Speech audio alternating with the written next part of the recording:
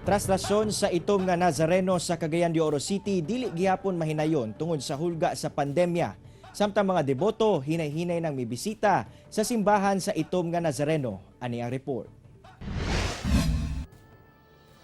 Karong nagkaduol na ang kapistahan sa itom nga Nazareno, hinay-hinay nang mibalik ang mga mamaligyaay og memorabilia, ingon man panyo sa Archdiocesan Shrine of the Black Nazarene sa Cagayan de Oro City. Usa niini si Antonio Napuco Jr. kinsa 13 ka tuig na sab nga namaligya sa mga memorabilia sa itom nga Nazareno palibot sa simbahan. Matod niya nga kusog-kusog ang halin karong panahona bisan sayo pa kung itandi sa milabay nga tuig diyang istrikto pa ang mga protokol kontra COVID-19. Apan, misaka sab ang presyo sa mga baligya niya sanglit mahal kuno ang presyo daan gikan sa ilang supplier. Ang gagmayng memorabilia nagkantidad na karon og 120 hangtod 150 pesos matag usa nga kaniadto 100 pesos ra.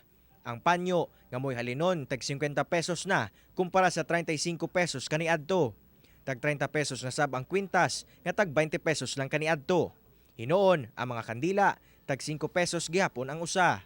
Ay naot na muna, mabalik na unta ang wala na yung tay COVID na mahalinan pud mi na basko po na mong lawas.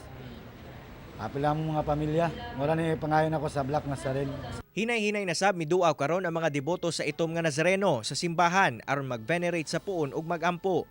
Si Maria Sales, kinsa 13 ka tuig na nga deboto, dakong tabang gayod ang nahatod sa itom nga Nazareno alang kanila. Sukat sa pagkuha na mo sa iya ha, murag itagaan gid mi niya og kuan kabasko pud sa mga panglawas. Pasalamat ang gyapon mi. Apan, tungod sa pandemya, ang tinuig na traslasyon sa itom nga Nazareno dili madayon karong tuiga.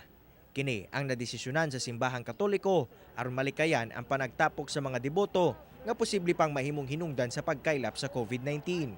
Hinoon, adunay motorcade nga ipahigayon kung asa isuroy ang itom nga Nazareno sa syudad ug magpadayon sab ang mga misa. Kauban si Jaybert Pairat sa kamera.